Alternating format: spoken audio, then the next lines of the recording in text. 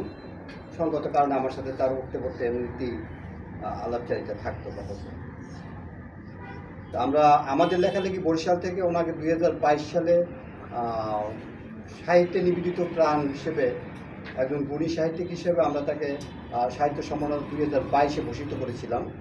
আপনারা জেনে থাকবেন আমাদের লেখালেখি বরিশালের বৃহত্তর বরিশালের 5 জেলা বা 6 জেলা থেকে 6 জনকে, যেহেতু ভোলাকে আমরা এখনও কানেক্ট করতে পারিনি, 5 জেলা থেকে আমরা এই যাবৎ পর্যন্ত 4 বার সম্মাননা দিয়েছি। তো 2022 সালে সম্মাননা বরিশাল থেকে পেয়েছেন জয়নাল আবেদিন ভাই। আমরা এই অনুষ্ঠানটা করেছিলাম বরগুনাতে, আর এই অনুষ্ঠানটা ঘুরে ঘুরে বরিশালের 6 জেলাতেই হবে। এখনও 6 জেলা শেষ হয়নি। আশা করি খুব শীঘ্রই ভোলাতে আমরা অনুষ্ঠানটা করতে পারলে বরিশালে 6 জেলা অনুষ্ঠান করা হয়ে যাবে।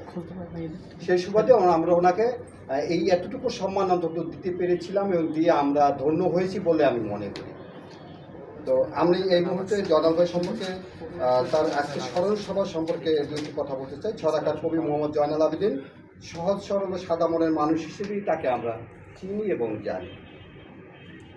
কবির প্রকাশিত গ্রন্থ সংখ্যা 7খানা, 2টি ছড়া গ্রন্থ যথা ব্যাঙের বিয়ে ও মাছরাঙা, কবিতার বই কখন যে হারিয়ে যাও, গীতিকাব্য আন্ধারগড়ের মানিক, উপন্যাস গ্রন্থ স্বর্ণ ছাড়া জীবন, যৌথ কাব্যগ্রন্থ কাব্যখেয়া, এছাড়া ব্যতিক্রমী গ্রন্থ পাঠকের চোখে মোহাম্মদ জয়নাল আবেদিন।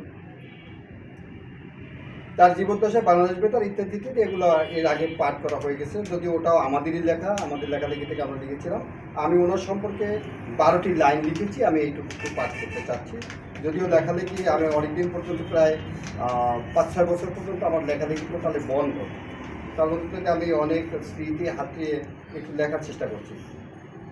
লতার মতো জড়ালে যেন সবুজ শ্যামল বন, ছন্দের তালে করেছ মুগ্ধ, হয়েছ সবার আপন।